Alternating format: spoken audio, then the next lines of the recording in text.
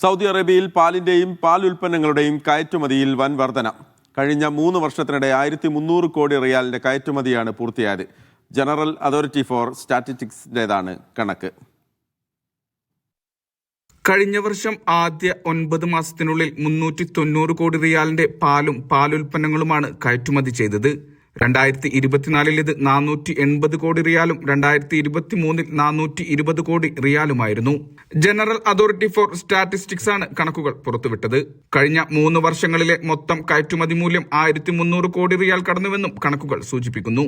ഈ കാലയളവിൽ ഏറ്റവും അധികം ഉൽപ്പന്നങ്ങൾ കയറ്റുമതി ചെയ്തത് UAE-യിലേക്കായിരുന്നു. 4 ബില്യൺ റിയാലിന്റെ കയറ്റുമതിയാണ് നടന്നത്. 2.6 ബില്യണുമായി കുവൈത്താണ് തൊട്ടുപിറകിൽ. Oman, Bahrain, Iraq, Jordan, Yemen എന്നീ രാജ്യങ്ങളിലേക്കുള്ള കയറ്റുമതിയിലും വർധനവാണ്. Vishal Cherpulassery, media 1, Riyadh.